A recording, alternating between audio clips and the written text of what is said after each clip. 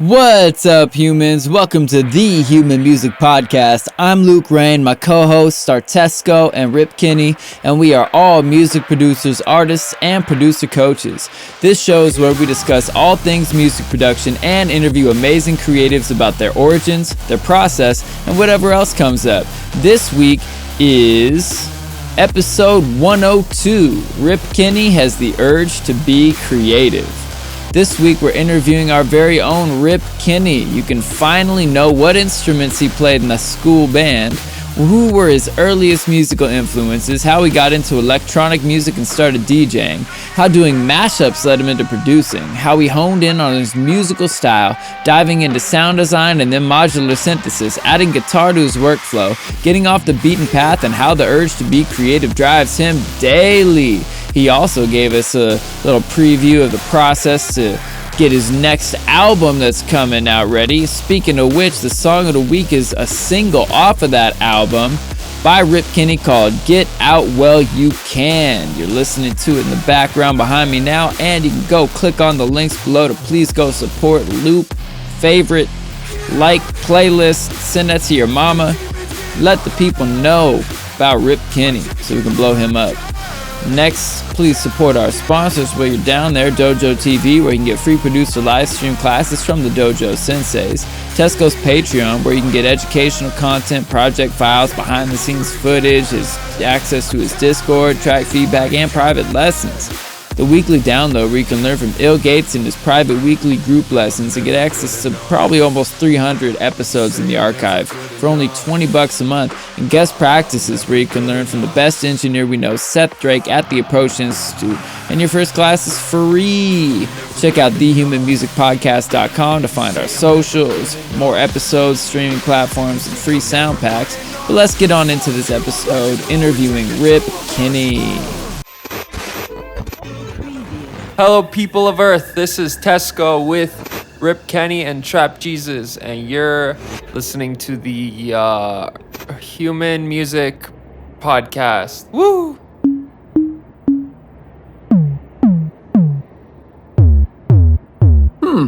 Human Music Podcast. I like it. What's up, humans? Welcome back to the Human Music Podcast.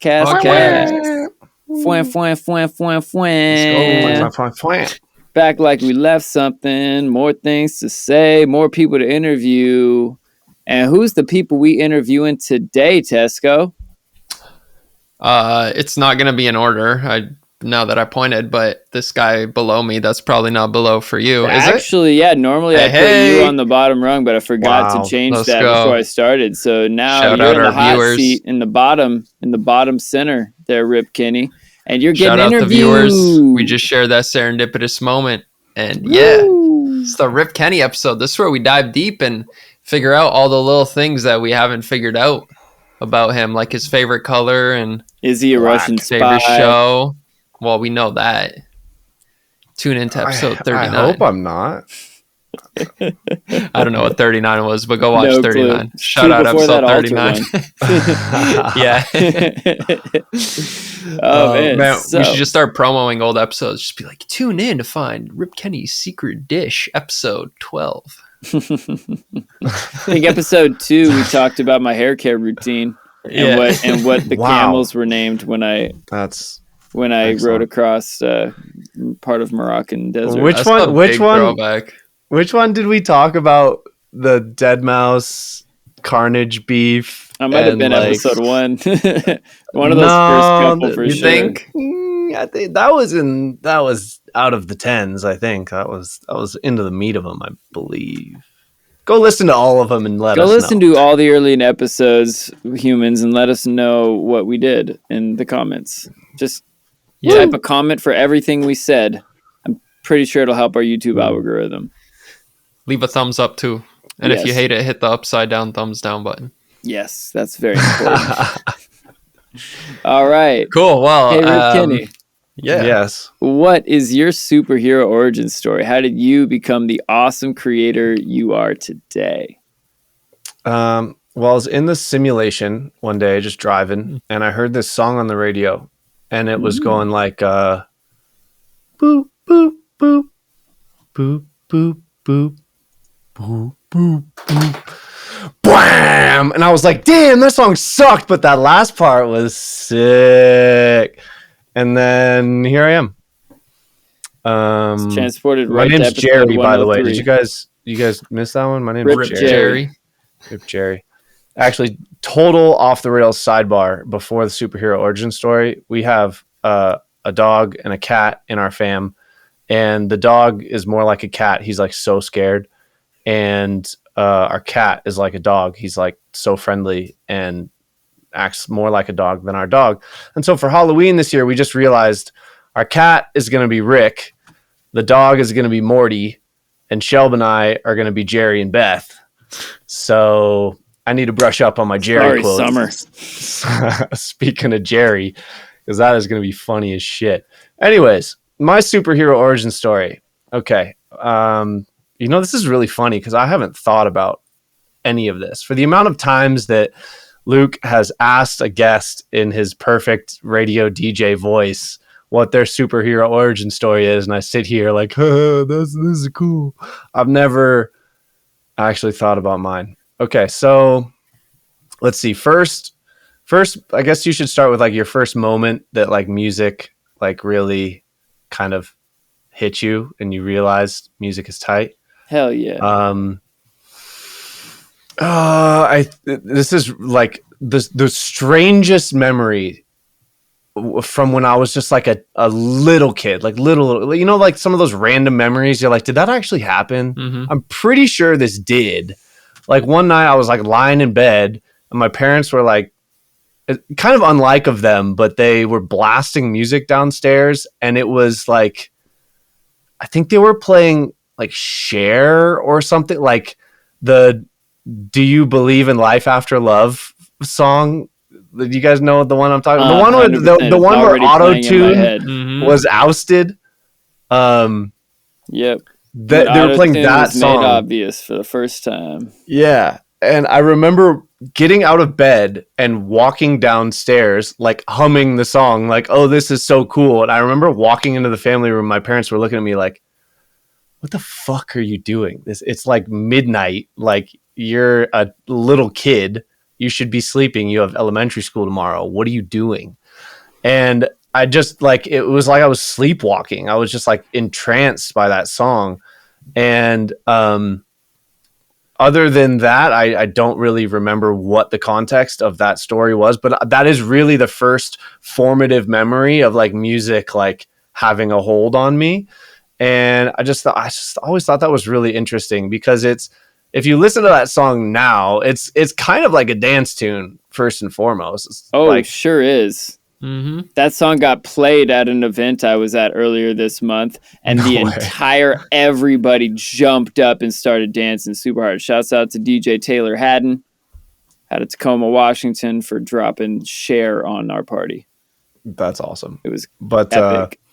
So yeah, from a young age, I had an inkling that music had some sort of deeper meaning or like deeper association to my soul, and it was a powerful force in my life.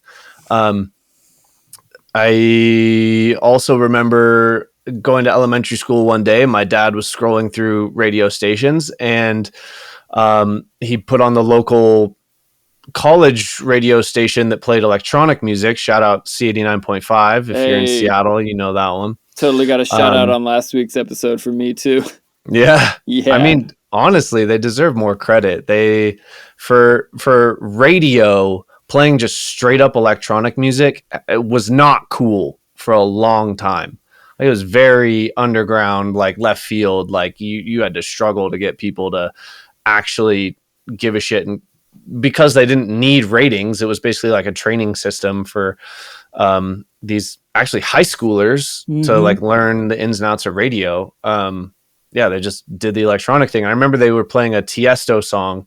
It was like the In Search of Sunrise something or other, if I recall correctly. But I remember just being like absolutely like in trance, no pun intended, by that song. And so like like two of my very first, like foremost formative memories of music are like electronic, like dance songs. And then that passion kind of was left underneath the surface to bubble up later.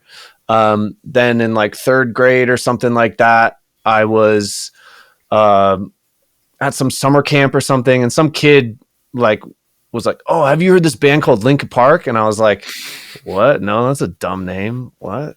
Linkin Park?" And he handed me his Walkman and his headphones, and I put that on. And that really is the starting point for me, like, oh my God, music. Like this, I'm always going to have music now from that point on. Like literally, I've told this story on the podcast before, but listened to that CD so many times that I wore it out. Like it broke someday, and I made my mom drive me to Fred Meyer so I could buy, so she could buy me another version of that CD, just so I had it, because it was like literally my gospel. And I remember Rip Kenny's mom. Yeah, shout out Mama Cindy. Kenny. You're not listening, but I appreciate you. And I remember like sitting in like my third grade classroom with another friend of mine who I showed Linkin Park to, and they were equally as enthralled. And we were like reading like the lyrics booklet, and there's this one like on the one step closer, there's the bridge section is like, "Shut up when you're talking to me," and we were like thinking that was hilarious to say, and the teacher comes over and, "You're listening to devil music," and we're like, "What? There's not even swear words in this. Like you can't say that." But it was undeniably like just the most like our favorite thing. And so yeah, that was really what the first style of music that grabbed me. And then I played instruments that have no relation to what I actually liked, like most kids do. I played cello in like fourth and fifth grade, and then I played clarinet in the school band from sixth to eighth grade, because I had already done the cello thing. So I was like, okay, what's my elective for middle school? Band. Okay, I don't want to carry the cello around anymore because that was gigantic and a huge hassle. Yeah, it's a large instrument. Yeah, what can I fit in my locker and not have to carry around or take home, rarely take home to practice? And that was the clarinet. It was, came in a nice little, basically 8x10, 8x12 by like 4 inches deep box. And I was like, this is like perfect. The size of everything else at school. Perfect. Yeah. Fit in the locker. And so that's what I ended up playing. Like obviously in band, you just play a lot of like classical music and like just stuff that generally I didn't really care about. But now looking back, I feel like when you're writing music and you like hear notes and resolutions in your head, and you like, as you're writing a progression or a melody or something, you just kind of have a sense for where it should land. And then you have this other cloud of like could, and like what else would be interesting. Like all of the should land and like where the music should go came from that experience. And I think that having that foundation of always like being around and playing a lot of that kind of music, like really did give a pretty strong base of like just fundamental musical understanding of how it feels when something resolves and how music just works in general. So although I didn't love any of that music that we were playing back then, it definitely, I think, had a pretty big impact on music, my musicality in general. Amen. Yeah. And then that's the band kids, right? I feel like everyone that does music, not everyone, a lot of people that do music nowadays have some story of some weird instrument, like, if it's trumpet or, they played something in jazz band. I feel like everyone has some sort of story about playing some instrument that they were kind of like meh on back then, that ultimately probably did have a pretty big part in violin. them becoming, there you go, violin. What about you, Tesco? I got into the guitar pretty early. So like when it came to school time, I got on the drums, and then I did that for a bit. but I switched to bass because I figured it has less strings, so I could do the shit. Did you play in the jazz band or the regular band? We didn't have jazz band, and honestly, the fact that you had say in what your elective is like mind-boggling to me too. I didn't have any say till grade 9. Wow. I hadn't even really considered that. I mean, granted, we had like 3 options, but 3 band more than us. definitely, yeah, right. Yeah, I didn't even know no options was a thing. It does make sense though.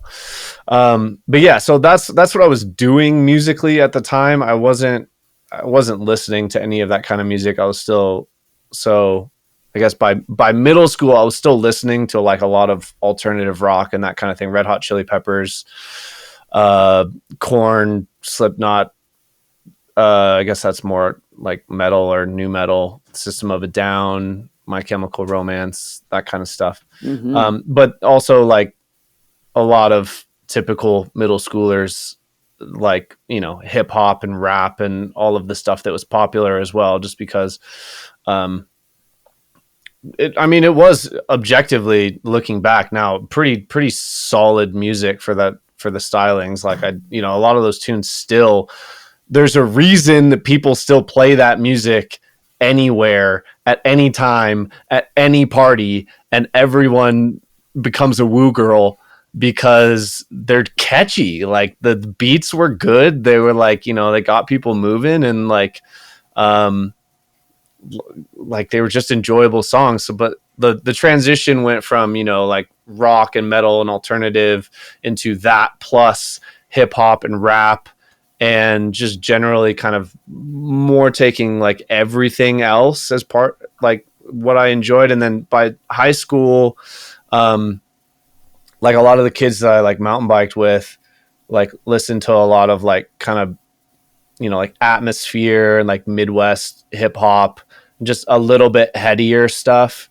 And so I got really deep into that, and like Andre Nicotina, like Bay Area hip hop and stuff. So that became a pretty big influence for a while. And then by the end of high school, I was not playing music of any kind anymore. Actually, by the time 9th grade rolled around, I just wasn't in band anymore, but I was still obviously very interested in music. And so the metal influence early, then hip hop, and then kind of like everything else. And by the time like the end of high school rolled around, that's when I actually got back into like electronic music. People still called it techno at the time, like Infected Mushroom and like happy hardcore is what you would call it now, but everyone just called it like techno. That kind of stuff like bubbled back up into my listening profile.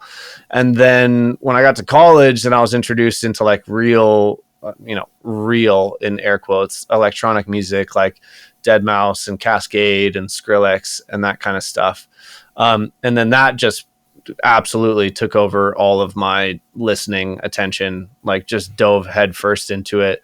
Absolutely loved it. Like didn't even listen to metal anymore, or anything else. Like hip hop you heard at parties and stuff, but I was basically just only electronic music from like 2010 until maybe 6-7 years later. But when I was a sophomore in college, I started DJing for fun because I was so into electronic music. It was kind of a natural progression. Like, what'd you take in college, by the way? What did I? So in college, I studied construction management. I came in to do finance, but then I got into the business school, started taking finance classes, and realized it's dry.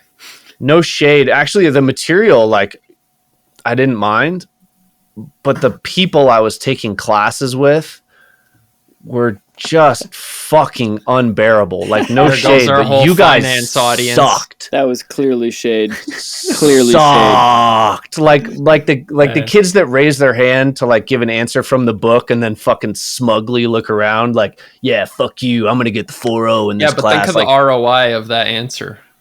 I don't give a fuck about your ROI. You're insufferable, and I don't want to be in a career with any of you guys. So I was like, nope, fuck this. I've got to do something else. And there were a few guys in the house that were doing construction management, and that seemed like a pretty good combination of engineering, technical skill, and like, you know, every single person that I met that was doing that was like pretty down to earth, pretty cool. Like, I enjoyed spending time with them. So I was like, that's going to be the new path. You know, it'll get me outdoors, you know, doing interesting things. And so, yeah, that's the path that I took in college. But yeah, so I started DJing like sophomore year, basically I found that you could get like acapellas, and I started putting acapellas over other people's songs and like the breakdowns and stuff. And I was like, if I can make acapellas over these breakdowns sound good, like I wonder if I could actually like make this music myself. So summer of junior year, I learned about this thing called Ableton, and I've told this story plenty of times on this podcast before, but for the first 6 months, I basically would like open it, get confused by session view, not understand how to make loops or anything, and like not realizing that I could just go on YouTube and learn how to do it. I was just like, yeah, fuck this, I don't care, and close it. And then one day, my brother actually told me like, oh, there's this thing called Massive, and you can get a free trial of it on the internet, and it makes the sounds that you need to make cool music. And I was like, oh, what? So I got the free trial from our friends at the Bay of Pirates, and they basically, I at the same time, now inspired to actually figure it out, realize that there's arrangement view, which is, it just makes sense. Still to this day, session view, I rarely use it other than like as a mixing desk type thing, because arrangement view is just so much. It just, my brain, it's one-to-one. Yeah, so, amen to that. Yeah, I realized you can do arrangement view of how to make MIDI clips. Found some shitty kick drum sample, put like some sort of preset from Massive that sounded like Big Room House. Kick drum, Big Room House preset, 4-bar loop. Oh my God, I can make music. This is the best thing ever. Yeah. And from that point, I never looked back. There were many a late night spent in the library where I went to study that I, opened up Ableton, like, I'll just screw around for a little bit. Next thing you know, it's 3 a.m.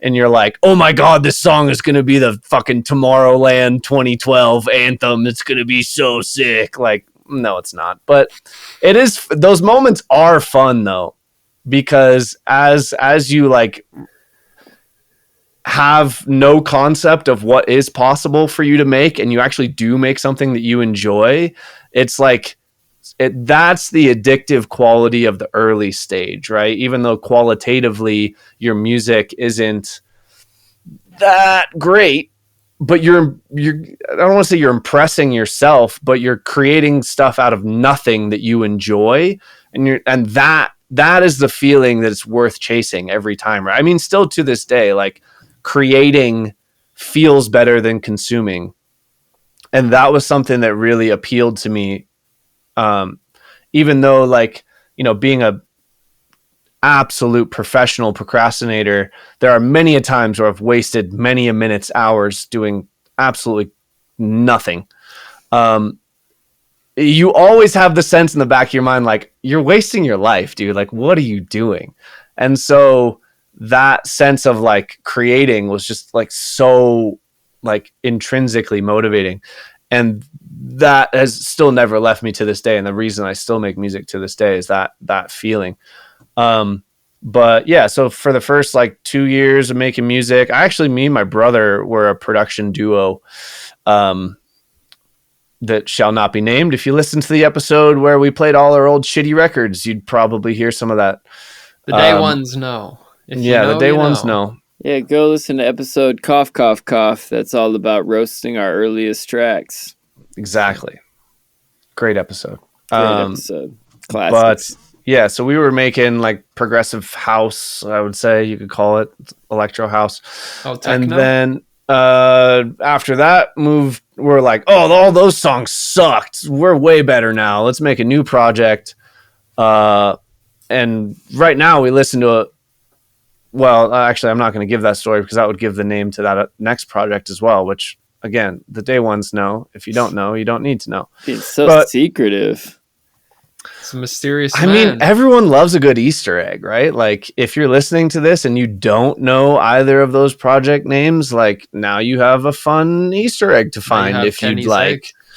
egg. But basically, both of those projects were making progressive house, trance, electro house stuff that was, in all honesty, derivative. It was being inspired by a genre that we were listening to a lot, and then sitting down and making stuff that was inspired by our favorite songs that we were listening to. It wasn't like, copy paste or anything, but the stylings of the genres and everything, it was like they fit into the box of that genre every time, like very tightly.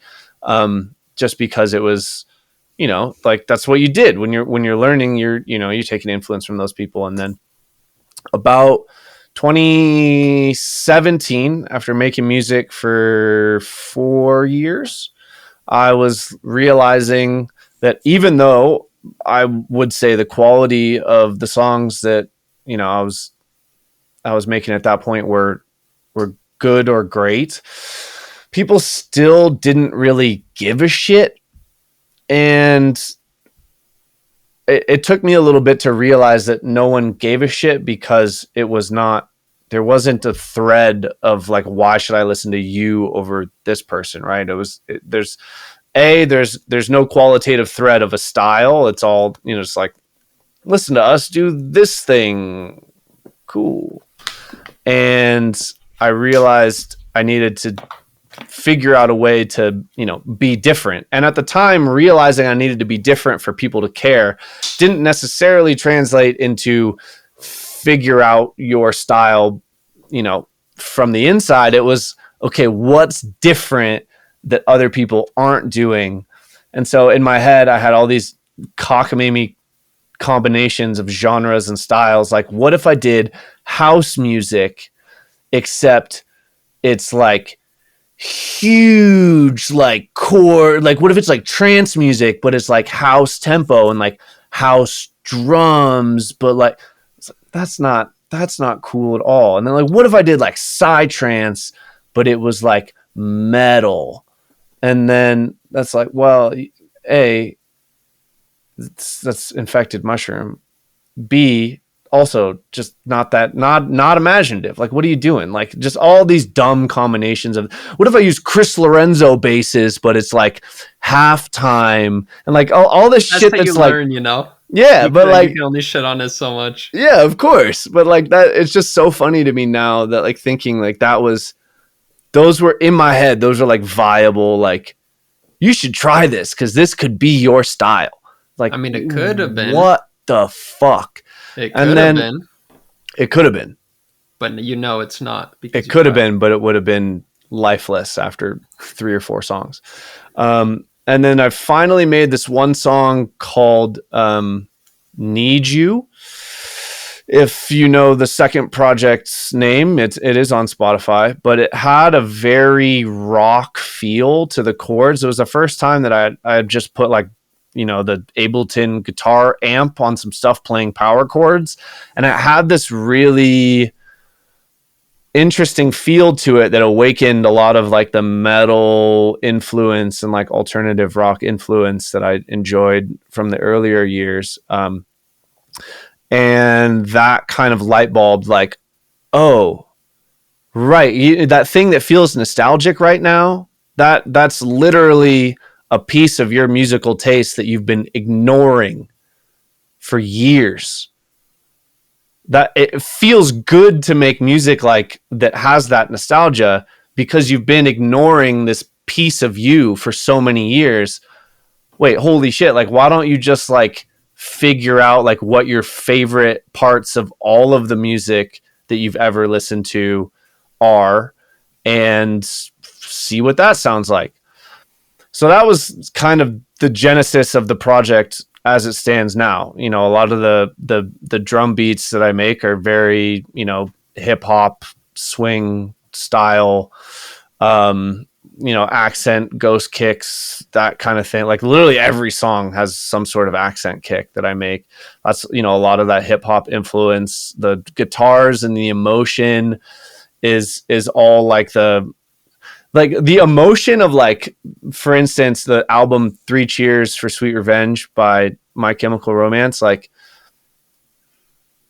it is like your heart is breaking into 1,000 pieces, but it also, like, you can't stop it. Like, there's just such like a complex, like, visceral emotion attached that at least I attach to that kind of music. And the same thing with like Linkin Park. And that has always, because to me that's like the most powerful emotion you can write with like your chords and melodies and stuff. And so that's always what I'm trying to like go for as far as chords and emotions and shit like that. And then, the aesthetic of bass music is just kind of the package that I, have landed on to be just what I like making nowadays. It's like you can make it big, you can make it minimal. The drum patterns, you can have a lot of swing, and they're not the same drum pattern every time. Like house music, when you have that template that's always the kick just on beat and always the clap on the 4, always the hat on the off beat. Like, it's like I enjoy making this stuff, but it doesn't satisfy that intrinsic creation urge that I talked about, like being the reason I make music. And so all of the basically the cross section of musical taste that I think probably only I would have is what has been the genesis of the Rip Kenny project, and still is to this day what I just use as a general guiding principle for what I make. And yeah, I think that's pretty much the whole story. It's kind of long-winded, but what do you mean by the urge? Can you talk about that a little more? Because I know what you mean, but tell me a little bit more about urge. Yeah. So, and when did you notice you had it? When did you start actually feeling like this problematic if I stop doing it? If I stop urging? Yeah, so it's interesting because it never really occurred to me. It never really crossed my mind until I had the aha moment of like this, like no one's going to give a shit unless you're making something different, and different is not some combination that you think up. Different is you're different. Like everyone in the world has listened to a completely separate, distinct, unique set of music and has felt grabbed by different parts of all of that music in their life. Therefore, every single person has at the very center of their musical Venn diagram something that's truly them.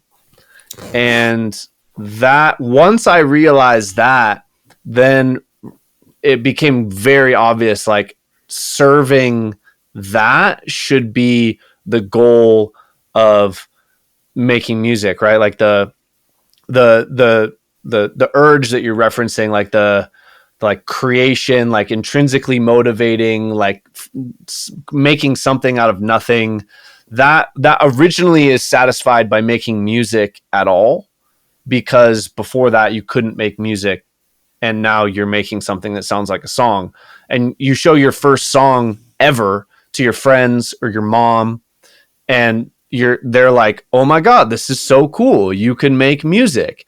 And it doesn't really matter how good it is, because before you couldn't make anything and now you made something. So like that jump is like what, like that's why it doesn't matter what you make when you start. You feel that intrinsic, like, oh my God, this is great. Like it just keeps you wanting more. And then as I realized like what I just talked about, then that is what started giving me that feeling more intensely than creating, anything else that was, borrowing from genre preconceptual frameworks and putting my own spin on them, right? Because it's no longer like serving the same intrinsic creation, like fundamental like drive, right? So yeah, that's kind of the gist of that. It's like it naturally progressed to a point where now, like, making the music that I make, like, because I'm not referencing anything else, it always kind of feels like that. And like you end up stumbling upon like new stuff that excites you anyways, because you're not going by any guidelines. Like, you just end up stumbling on like, oh shit, like this sounds different and cool. So yeah, for me, that's really what drives that side of things. That's cool. What's up. And what are some of the new things that you've been stumbling upon through that process that have been exciting you lately? Yeah. So I mean, about like 3 or 4 years into producing, part of the, like, if I want people to give a shit, you have to make something different, became like, oh, well, you're just using presets. Like, why? Like, if you want to make something different, you probably should learn how to sound design. And so as I, was watching tutorials, learning how to use Massive and Silent at the time, I actually realized that it scratched an itch of that I didn't know existed, which is like very similar to that urge that I just talked about. Like, when you make a sound from scratch that is different and you haven't heard anything do the exact same thing, it scratches that same, like, oh wow, this is so cool, like, you just love it. And so that really has become a huge part of my process, just making new sounds for fun. And inevitably, the tendencies and things and that you like to hear and the moves that you like to make it sound like you want it to hear lead to that whole bucket of sounds. Once you've gotten to a point where you're not just watching a tutorial and copying it and then maybe tweaking it, like, you're just starting from scratch and seeing what you get, inevitably like 90% of those sounds end up in this bucket that is you, right? It fits for, if you've been doing it for a few years, then like those sounds like inevitably sound like your sounds. So like the sounds you hear in Rip Kenny nowadays are just all stuff that I've made over the past 4 years, that, because like I just said, the moves and tendencies end up feeling sonically signature.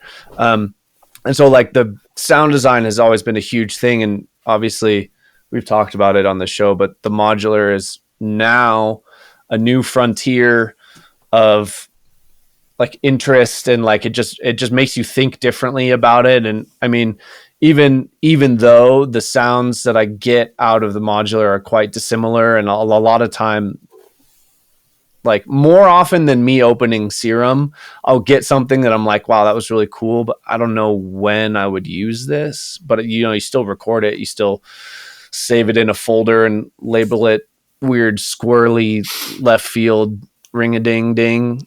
And I don't know if I'll ever use that, but it's in there. Shit. That sounds right up my alley. Perfect. Weird, squirrely left field ring-a-ding-ding. It's the name of my new album, didn't you know? I actually didn't know that. I'm excited to hear it though, because I have a concept of what that sounds like in my head, but I'm curious to see if yours is the same. But yeah, so obviously, if I steal all your sound design. Go right ahead. Actually, I'll collect a folder of a bunch of stuff that I feel like. Yeah, when are we getting Get Dead Part 2? So we can steal more of your sounds. Life. In the future. In the future. Actually, it's funny now. Your sauce. Now, like, listening to some of the Get Dead sounds nowadays, I'm like, oh my god, dude! Like, your intuition for how to make the sounds and how to process them and make them smoother and fuller and stuff. You're like, God, those were really cool. But if you just did this thing that now, it would be even better. So whenever, that's why we need a part 2. I know, whenever the inspiration happens to make Get Dead Part 2, it'll be considerably sicker. But so yeah, other than modular being a really fun new way to work on sound design, which is, you know, something that has piqued my interest, a lot of the majority of the stuff that like is scratching that itch for creation is based on like the combination of guitars and sound design. So nowadays like 4 out of 5, actually probably more than that, songs start with me just jamming on the guitar and figuring out, you know, like some sort of rhythm or chords or riff or something like that. And then figuring out, because it's different every time, how that piece of guitar translates into making an electronic song. But like inevitably trying a bunch of different things, it always ends up a little bit different and leads to kind of a different styling as far as the sonic characteristics go. But it is a difficult but fun challenge.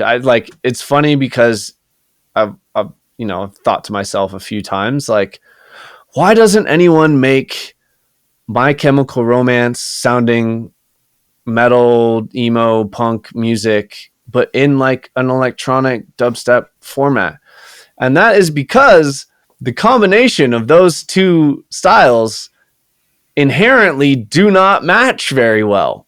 Like trying to play a big distorted guitar thing at the same time as any synth ever makes a fucking mess. Yeah, they're kind of doing the same thing from a different angle. Yeah. Similar frequency ranges, supposed to be in your face. Exactly.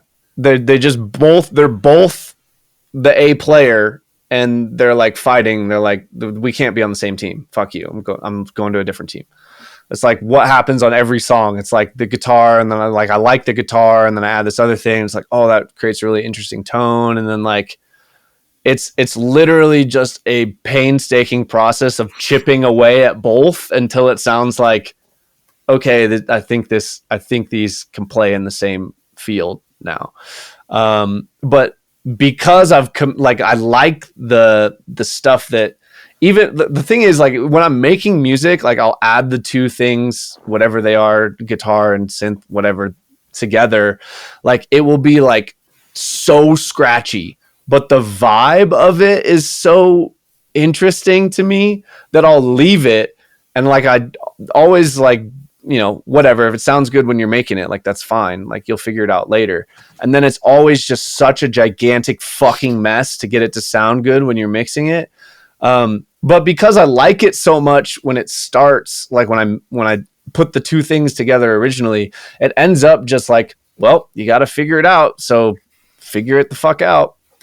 And doing that like leads to, you know, stuff that ends up, I think, interesting to me. Totally. Yeah, it definitely takes that whole, like, as I was kind of, you know, threw in that little note where it was like, maybe that thing could have been your sound, because it takes so much of that to figure out like what later becomes your sound. There's so many little things I'm sure that you tried in trance that you never thought would be the thing that you took away from that now ends up in your style, or like those little details. But yeah, man, it's like really a painstaking process to like find that sound. And like especially when, you know, you're talking about bringing the guitars and synths together. I'm not saying that's never been done, but like in the context that you're doing, like you're totally going off-road here with no roadmap, and it like, man, it just takes so much. I think honestly, Good thing you have a snowmobile. I'm curious. Yeah, right.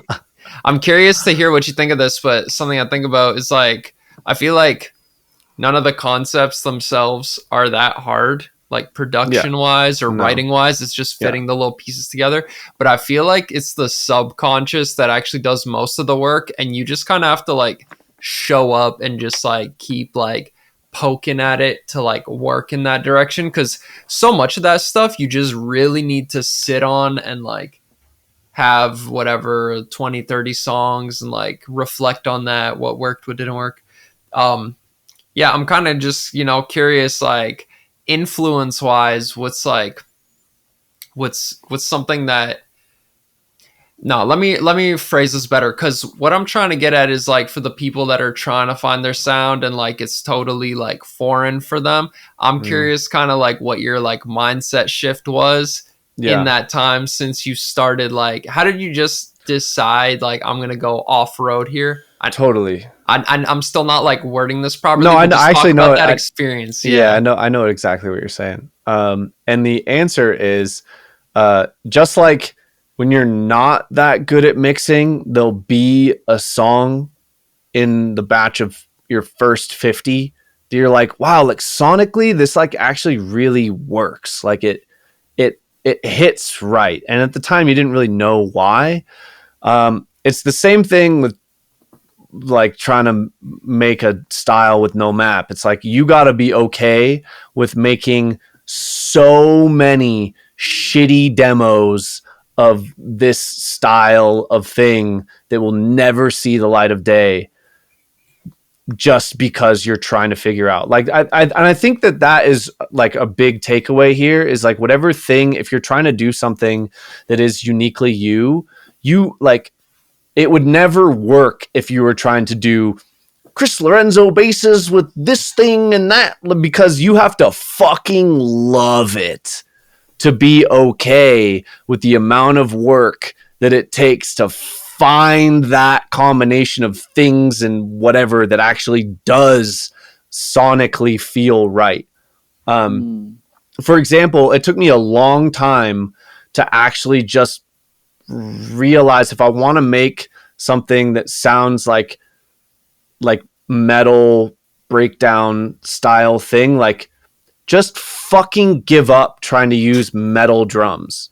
Like I cannot tell you how many aborted project ideas I have on my drive of trying to make something that sounds like a heavy, like double bass, like double kick drum, like metal thing with like a few different metal sample packs of drums that I downloaded. And I was like, but it has this specific feel to it that like only really like these kinds of drums like really work. And then it just never did. And when I let go of all these like, but it should sound like this to make it heavy, like you eventually figure out other stuff that takes its place but feels more you. And in that context, like, you know, I realized that for like hi-hats and stuff, like for the amount of shit that I pack into the mid-range of a mix, you don't hear the mid-range of a hi-hat fucking at all in any of my songs, even if it's there. It doesn't matter. So instead, what do? Like, I don't know. It took me a long time to figure out, like, actually making your hi-hats more, like, emphasized by, like, white noise and, like, downsample distortion and stuff in the high end to, like, give them the clarity that they need. But they don't even need their mid-range at that point. Like, they just need to, like, be present in a spectrum that they can be to give the sense of groove and make it work. Like the drums that I tend to go towards nowadays, like I just have a sense for what works better, and like it never matches perfectly the picture that you had in your head early on for the concept that you're trying to do. And also, like, in the same vein, and actually I just finally was able to lean into this, like, this year, realizing that, like, when I'm referencing other songs on a mixdown and I'm trying to get the drums to sound the same, that's not the music you make. Like, the music that I make, it's literally like the guitars and the bass synths and everything are a fucking gigantic force of nature in the middle of the mix. And the hi-hats, they can be quiet. That's fine. Every other song that I listen to, it's always roll the shit off at 5, 6, 8K. That's really distorted. The guitars always rolled off at 8, 6. Every time I did that, it didn't really sound right. So then I'm left like, what the fuck? Like, I guess I can't do this. My music just never going to work sonically. No, that's fine. It's just like literally I just was able to lean into the fact that it's a stylistic choice. Yes. To have that so up front that there just really isn't that much room for the rest of the stuff. And you need to get it to the point where the hi-hats, they have their role, and stylistically it's okay if they're not grooving right in your face on top. They're there, you can hear them, they provide accents to the groove, but the groove is the kick, the accent kick, and the snare. If you can't get the groove for my songs from those three things, I've failed already. Like the hi-hats just accentuate that. And also like realizing that like also was just like a huge weight lifted off my shoulders, because drums for me is like kick and snare and accent kick, like that rhythm comes early on in the process, and then fleshing out the hi-hats, that comes like at the end. Like literally it's strange, but because I know the sub is just going to follow what the bass line is doing, and the hi-hats are just going to accentuate the groove of the kick, accent, kick, and snare that I have. Both of those things, the sub and the hi-hats, are like way at the end of writing a song. And so because they're at the end, it always is like a huge stress. Like, oh, I have to have like a sick hi-hat groove to go with the rest of this stuff. And like realizing like yes, but take the pressure off yourself. It's not the focus of what you just spent 16 hours writing. It's okay to just spend an hour on the rest of the drums and finishing like the sub and stuff like that. Like that's okay that it doesn't take as long. And then it's like, as it does hilariously, once you let go of that shit, the hi-hats that you throw in there that you're like not worried about being perfect because you're not trying to get them to be in your face and like lead the groove, then all of a sudden they actually just sound better from the start. You're try less hard to like put too much shit in there, and then it just sounds better. You're like, of course. Yep. Mm-hmm. Yeah. Sometimes Definitely simplicity is really powerful, and not trying leads to that powerful simplicity. And I love that you mentioned like, you know, okay, you're referencing the track. And I think a lot of people get caught up in this. They're like, nah, like what I do has to sound like that. It's like, nah, like you never have to sound exactly like any of the reference tracks you have. You only have to be sort of in the ballpark on the things in that track that you're going to it for. Like if you're like, I love that guitar tone, let me reference the guitar tone and get sort of close to it. I love how loud the bass is on this one. Let me like make sure my sub and that sub are comparably loudish. I like the punchiness of these drums. Let me get mine closer to that. It's not about matching it. And like you said, it's a stylistic choice that you're making and understanding. Like I love Tesco. You always talk about mix hierarchy. Like what are the important things here and what's supporting? What's going to kind of fade into the background needs to be there, because it'd be weird if it wasn't here. Like that hi-hat groove is important, but not as important as these other 7 things that you've already made and already mixed. Facts. Yeah. Yeah.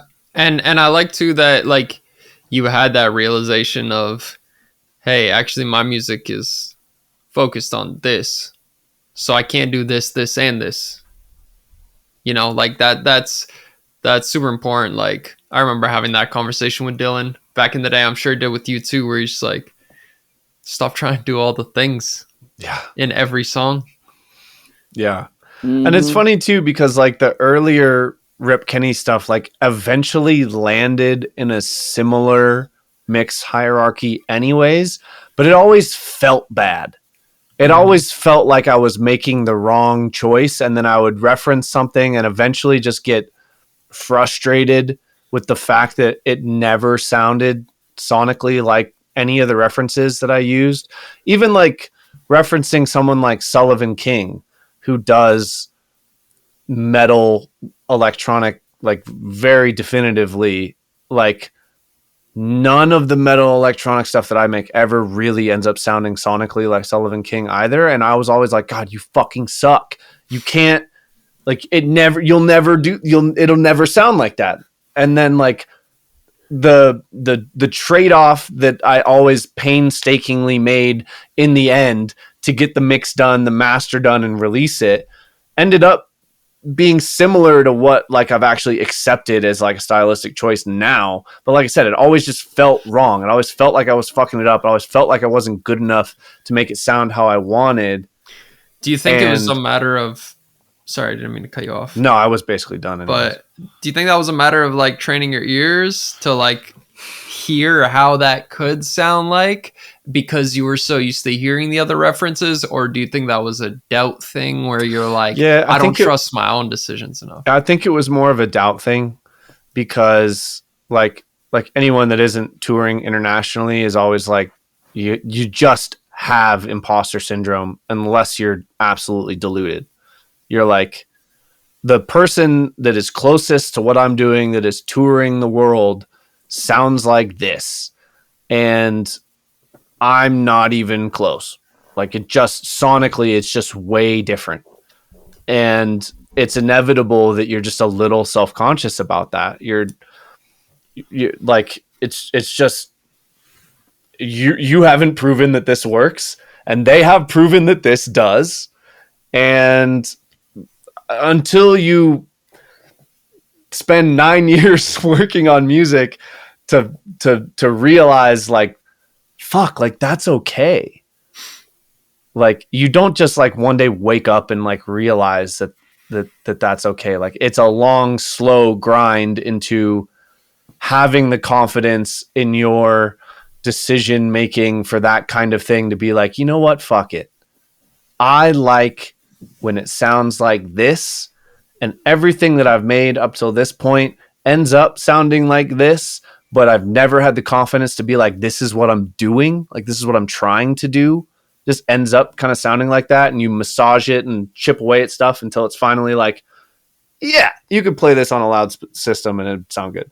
Like having the confidence in that stylistic choice, you don't just wake up and have that. It's been a really long, slow grind.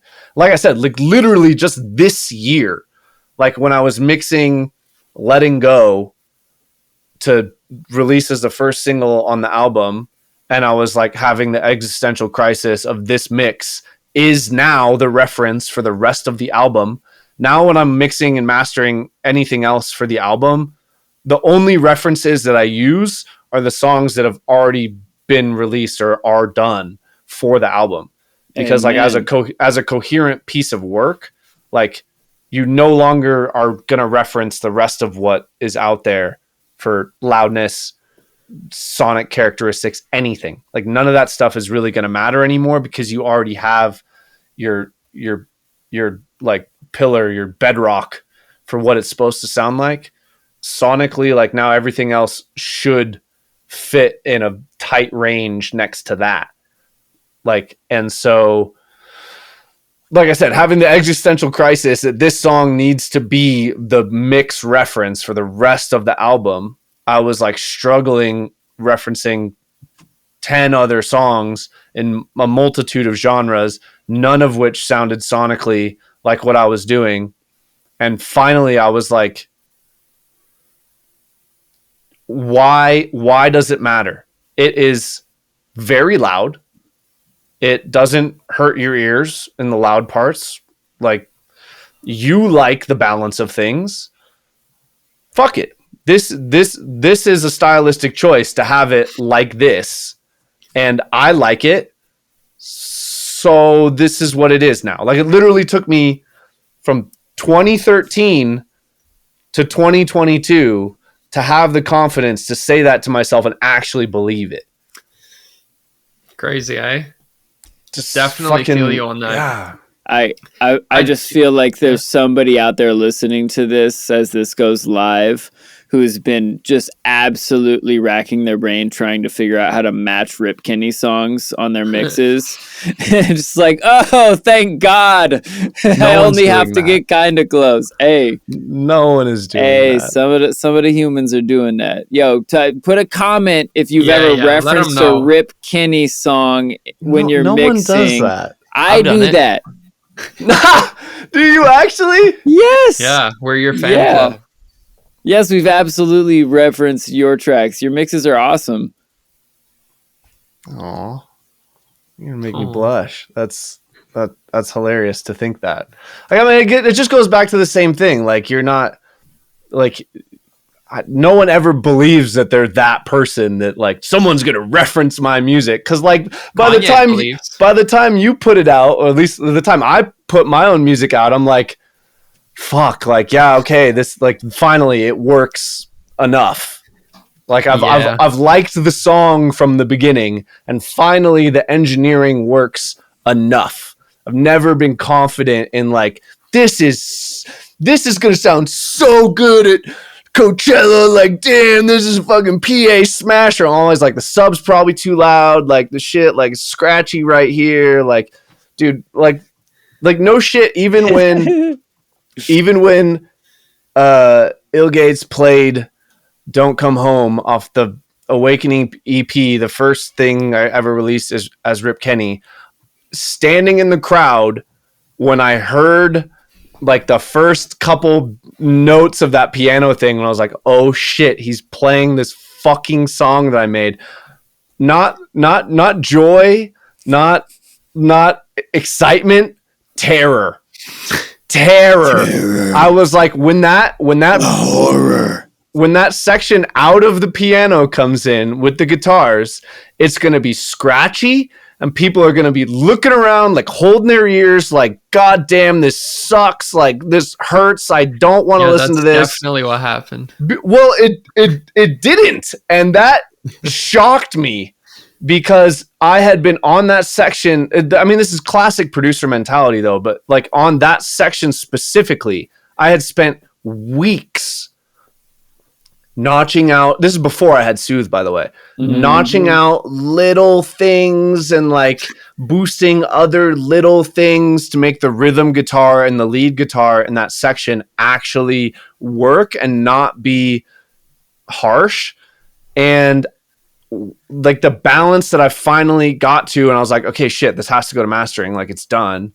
Like, I felt like it was as good as I had gotten it, but I did not feel like it was good enough. Like, when I played it loud in my headphones, I was still like, there are moments where it's like, I don't know. And like, it always scared the fuck out of me to know that song was going to be played at 100 decibels or whatever the fuck the Village, the loudest stage that I even know of. It's literally the loudest one, bar none, the loudest one, the nicest sound system so it can be played as loud as possible. The fucking loudest one is the one this song is getting played on. And I'm just a guy sitting in my fucking bedroom at home making little tiny adjustments, bouncing it, listening to it on the way to work every day, making notes as I'm sitting at a red light to change later in the day. And now I'm sitting in front of fucking 10,000 people that are about to listen to this song at maximum possible volume. How the fuck would you ever believe that it's going to sound great? Like, at least for me, it was shocking. But honestly, a word of encouragement to literally anyone listening to this: your best effort is probably going to sound pretty fucking good. Because when I actually, that section came in and I was like, holy shit, this actually sounds great. Like, everyone was loving it. Like, I couldn't believe it. But because you went through the trouble of listening to it loud in your headphones, being aware that harshness exists, and going through the painstaking cuts at 2.45 kilohertz and 3.21 kilohertz, and no, that one needs to be a dB deeper and this one actually needs to be less. Like, if you took the time to do that, it's probably going to sound pretty fucking good.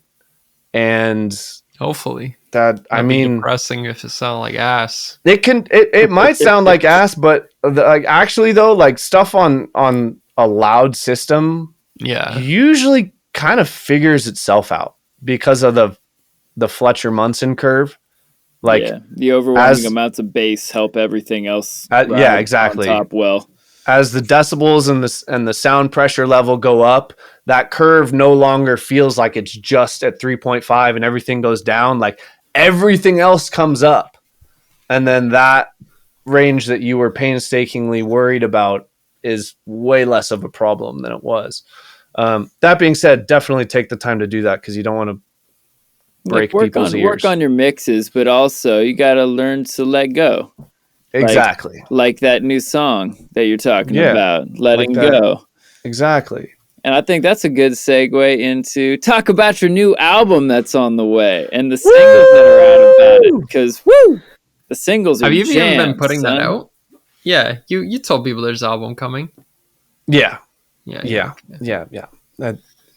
Actually, it's funny. I've thought that I've mentioned it enough times on this podcast that it could conceivably be annoying to people. This album that I'm working on, I don't know if I've told you about it. It's pretty cool. We know all the details. Say it more. So I don't know what people need to know. So I don't want to say any public. Like, I'm gonna let you say the information, because I don't know what's out in the world yet. So Tesco doesn't want to get fired for leaking info. Yeah, I don't want to get fired as your best friend. You know what's funny is I've actually only leaked the title of the album to listeners of this podcast through our email. The only people that has that's right, been publicly disseminated the title of the album are people that are signed up for our email list. Which, if you're listening, those are little Easter eggs that everyone loves, right? But yeah, except you if you're not on the email list, which you should be. True. Join the email list, because I have recently we've been sending new music on that. So if you want to hear it, then do that. But new album, it is a concept that I had been thinking about ever since starting making music. I've felt like telling like a really more like in-depth, both visual and like purely like text, like story. Like anyone that's ever read a book that has absolutely exploded their imagination and you've just like couldn't put it down. And I'm not even the biggest reader in the world. Actually, I like, much like my music taste with electronic music, like read a pretty good amount when I was a younger dude. And then high school, college, not one book, not fiction, not anything. I mean, maybe if it was like required for school, but I definitely just did the Cliff Notes. Definitely just the Cliff Notes. And like, if I had to read a chapter to write an essay on it or something, I probably would have done that. But like, no books, didn't even read, like forgot how. And like literally just this past year, I actually picked up reading the Gunslinger novel series by Stephen King, which I honestly only even started reading that because both of my two best friends and Shelby like read most of it. Like Shelby's actually still on the last book. Both my other two best friends were like all the way through it, and they're like, "Dude, I know you don't know how to read, but you have to read this shit." I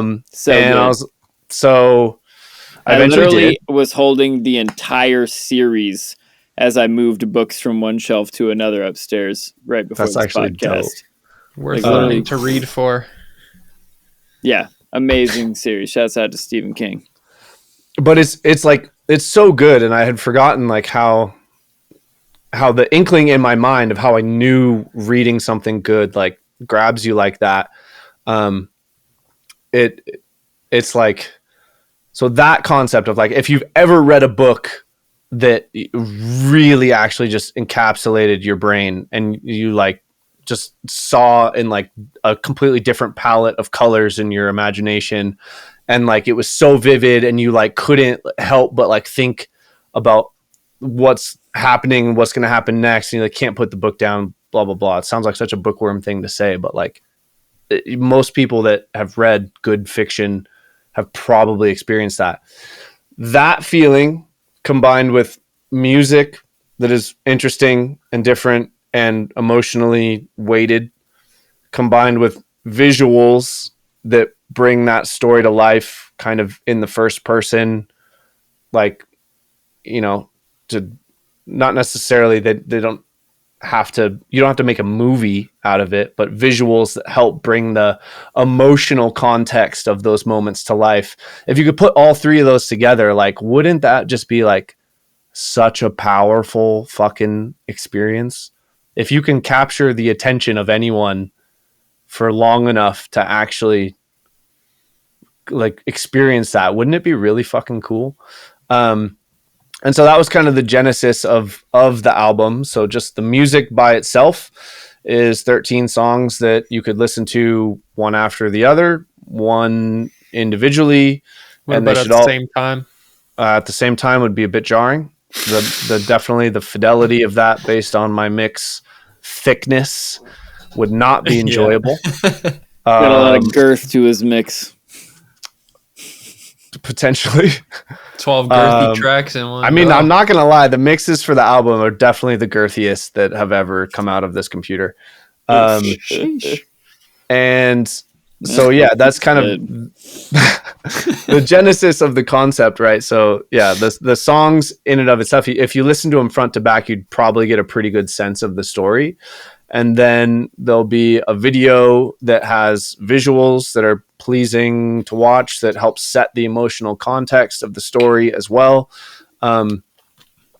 Like essentially, like you could listen to the album while you're like, you know, snowboarding or something like that, and it would be like the perfect thing to listen to doing that. You know, you're at a party or like, you know, you got some friends around, you want to listen to some cool interesting music and have some visuals as well. You put the video up. You don't necessarily need to like read the context of what's happening, but you're like seeing cool visuals associated with the music, and that makes sense on its own level.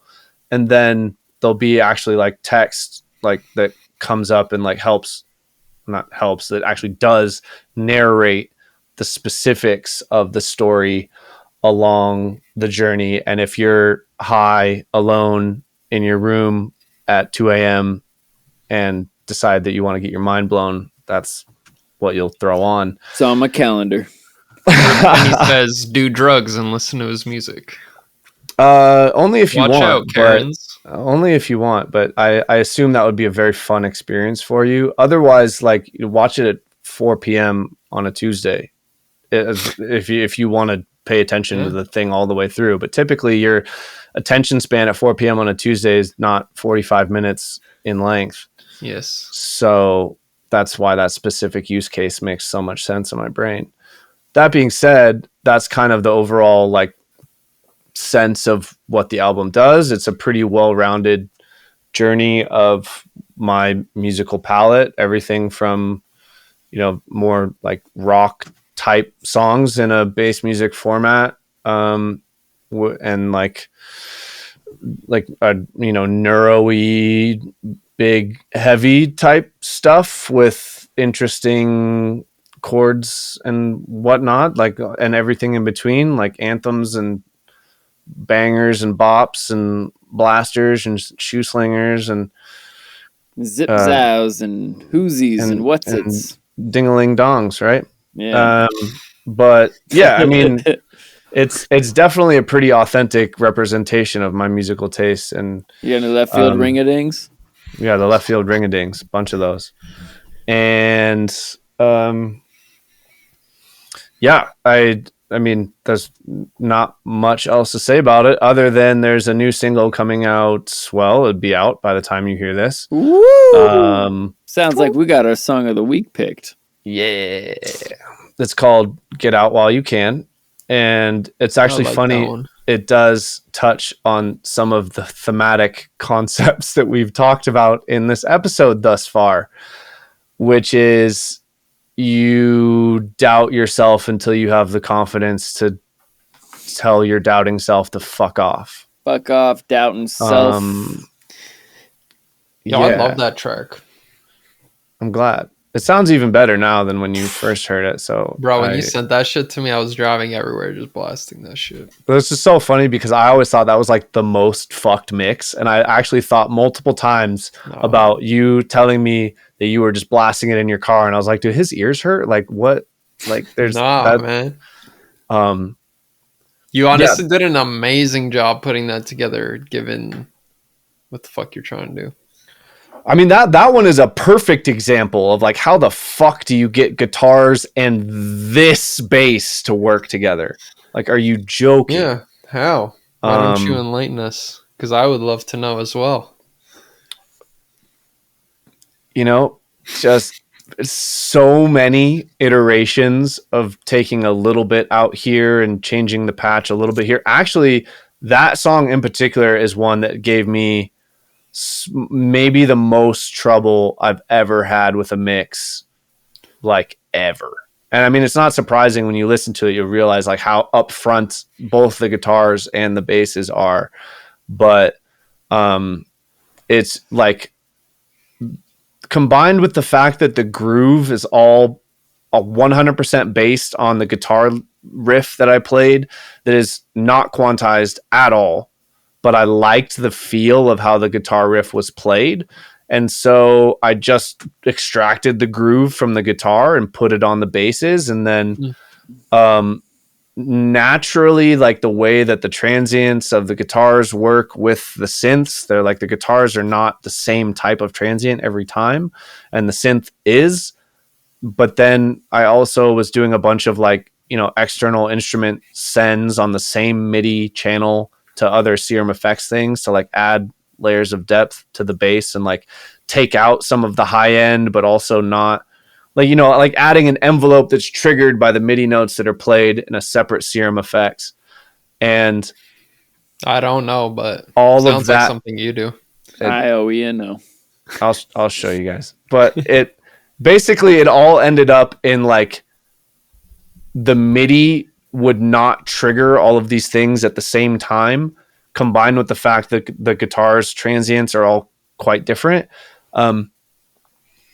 That like literally it took me like weeks to realize that when I was playing through and trying to like sound design the patch to be like just perfect to work for what I wanted it to do, any given time I played it through, like the combined volume of just the bass channel would be 5 or 6 decibels different, depending on literally just pressing spacebar and pressing it again, and then pressing it again and press and see play. And the number would be for the exact same thing, not changing anything, 5 or 6 decibels different, depending on which time you played it through, which creates a really fucked issue for what I was trying to do, because I was trying to like get the patch to sonically fit the guitar like as good as possible, like the decay and the effects and this Serum effects and that one and this parallel distortion and this, and you're like making micro adjustments to try and get it right, and then you play it again and you're like, what the fuck, that sounds totally wrong. Combined with the fact that the groove of this is all like really weird swings, like the snares hit at like different latenesses, and like all of it was just this ridiculous. Like you couldn't just bounce that MIDI track with the bass that I'm talking about, because it wasn't right yet, you know? And every time you fucked with it, you didn't actually get an indicative result of what it was going to sound like. So I ended up just bouncing like 8 different versions of the playthrough at any given time and had to like comp which one sounded the best and then figure out what needed to change from there. Sheesh. And then fucking make some edits and do the same fucking thing over again. That's what I'm talking about. When if you want to do something different, you really gotta fucking love it, because you're gonna run into this kind of shit. And if I didn't love the song to begin with, like, there were so many times where I was like, fuck it, it's not going on the album. But of course, you come to your senses and you're like, but I like it. Like, just figure it the fuck out. So the song is called so Get many Out What You fucks in Can. there. Are I you feel sure the that passion. wasn't advice for each time you opened the session? Oh, everything about that title makes more and more sense the more you know about the song. It's so funny. Oh, man. So relatable. Yeah. Can't wait to hear the new version. And for all of you people listening to the podcast, you already did at the beginning and you're about to at the end. And then you click on the link down below and you go play it on loop 10 times, put it on your favorite playlist, hit the Favorite like it button. from your mother's Spotify as well. Do it. Yeah. Put your mom on to Rip Kenny. Mm-hmm. Yes. While we're here, what was the issue? What was fucky with the synths? Was it on random or what? No, there was literally, I literally dissected that channel all the way down to just the synth, and it still did it. It's because I always knew that MIDI jitter was a possibility, but it had never happened to me before. It's like phase alignment. Like, it's this thing that people tell you to, like, it could kill you in your sleep. Phase alignment, like, get it fucking right or you'll die. And you're like, well, it's never really fucked me up, so it's not something I need to worry about. And then you understand, like, oh, just phase alignment. If it's out of phase, it's not going to be as loud, and that's not the best, but okay. But this, like, MIDI jitter is essentially like if your CPU doesn't get the timing of the MIDI note like exactly where it's supposed to be every time it plays through, like, it will end up in a slightly different spot, like just milliseconds. Just a real thought here. MIDI jitter to me sounds like something Yosemite Sam would yell after accidentally shooting himself in the foot. Right, a frickin' MIDI jitter. Undeniably it is. I mean, it's one of the reasons that when you finish a mix, you should bounce shit to audio, because every time you bounce it, could be slightly different. I had never had an issue with it until now. I think because I had on the same MIDI channel that was already fucking up somehow, I also had multiple external instruments in like 3 chains following, sending a trigger from the MIDI to other Serum effects to like do envelopes on distortion and filters and stuff at different parts of the chain, because like before distortion it does something different than, blah blah blah. And it was like the main patch that leads the whole song, like it's the thing you're listening to and everything else kind of supports behind it. And because it was the main patch, I had to like make it big and also fit with the guitars. But basically, yeah, it was a MIDI jitter issue, and the external instrument sends basically made the issue worse. Never heard about that. The more you know. Yeah, but if you're listening to this, don't lose sleep over MIDI jitter. It has never happened to me until this project, and I think it's because it was just such a complex patch. One of those special ones I do sometimes where there's no mod assignments left. Yeah, all 29, baby. As I wink with a twinkle in my eye, every single mod assignment, and like you go to just add one more and you're like, oh fuck, I forgot, I can't. And then you end up adding more Serum effects later and fucks you up worse. But it's usually not an issue like ever, and don't worry about it until you do have to worry about it. Yeah. But yeah, so that's the third single. There's 2 other singles that are out, Letting Go and Lost.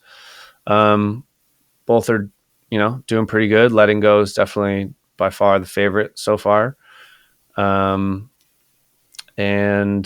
I like all of them. So Maybe when people just Me too. couldn't find the second one. could, Yeah, maybe they Got could. lost. that's a really good point. I hadn't thought about that. But yeah. Anything else? I mean, Man, shit. tell the people where to is there find you on the anything else? internets. You can find me on the internet at Rip Kenny Music in all locations. I'm definitely the most active on Instagram. Actually, that's really the only place that I'm truly active. There's other places that I post and interact, but that's really if you want to keep up to date with the shiz. Instagram. There's also ripkenny.com. Shout out the episode on branding. Episode that we talk about, getting all your things the same and getting your website, but ripkenny.com. Check that shit out. And yeah, that's pretty much it. Wonderful. Thank you so much for telling us about your superhero origin story, your new album, MIDI The sauce. Jitter, MIDI and jitter, being yeah. driven by the urge to be creative. Yes. All of the things. All the things. Well, humans, tune in next week to hear us grill Tesco. Yeah. Yeah. And until then, give them a peace. Peace. And a peace among worlds. Peace among worlds. I like it.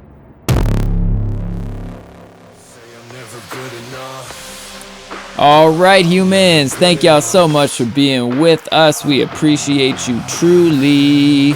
And you can go support our sponsors to show how much you appreciate us and them.